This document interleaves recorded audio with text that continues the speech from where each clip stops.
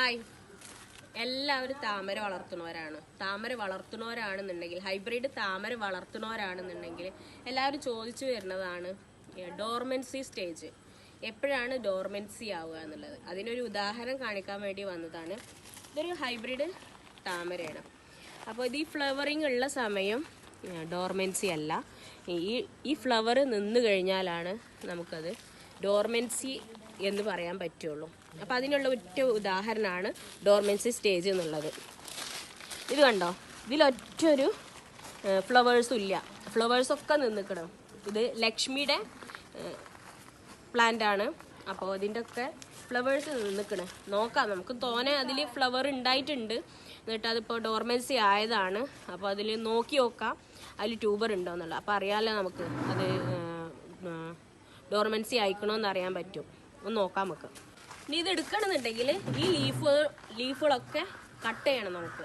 എന്നിട്ടാണ് ഇത് പറിച്ചെടുക്കാൻ പറ്റുള്ളൂ. കൈ ഇട്ടിട്ട് നമുക്കൊന്ന് നോക്കാം. രണ്ട് രീതിയിലാണ് ഇത് എടുക്കുക. സാധാരണ എക്സ്പീരിയൻസ് ഉള്ളവർ മാത്രം ഇതൊന്ന് കൈ ഇട്ടിട്ട് പൊന്തിച്ചാൽ തന്നെ നമുക്ക് ട്യൂബർ ഉണ്ടോ എന്ന് മനസ്സിലാക്കാം.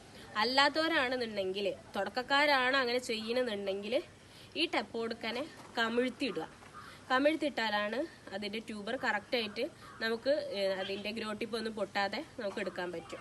അപ്പോൾ അതൊന്ന് ഞാൻ ലീഫൊന്ന് കട്ട് ചെയ്ത് കൊടുക്കുകയാണ്.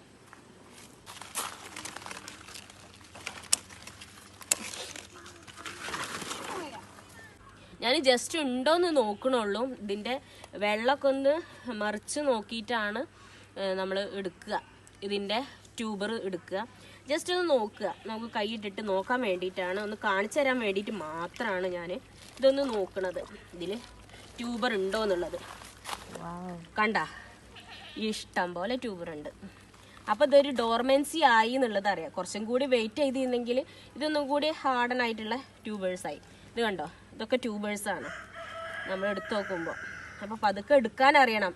എടുക്കാൻ അറിഞ്ഞില്ല എന്നുണ്ടെങ്കിൽ ഈ ഗ്രോട്ടിപ്പൊക്കെ പൊട്ടിയ പിന്നെ ഒരു കാരണവശാലും പിന്നെ അത് പ്ലാന്റ് ചെയ്യാൻ പറ്റില്ല. അപ്പോൾ ഇതൊക്കെ നമ്മൾ കട്ട് ചെയ്യുക. അപ്പോൾ എല്ലാവരും ചോദിക്കും എത്ര വെച്ചിട്ട് കട്ട് ചെയ്യണം. ഈ 2-3 ഗ്രോട്ടിപ്പ് വെച്ചിട്ട് ഇങ്ങനെ കട്ട് ചെയ്തെടുത്താൽ ഒരു ട്യൂബറായി. അപ്പോൾ ബാക്കിയുള്ളതൊക്കെ നമുക്ക് എന്തായാലും കട്ട് ചെയ്തെടുക്കാം.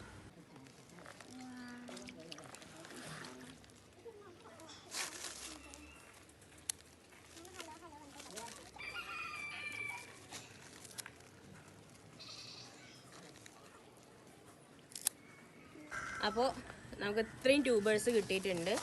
ഇനി ഇത് കഴുകി വാഷ് ചെയ്തിട്ട് വേണം എടുക്കാൻ. അപ്പോൾ ഇതിൻ്റെ കൂടെ ഞാൻ പറയാം,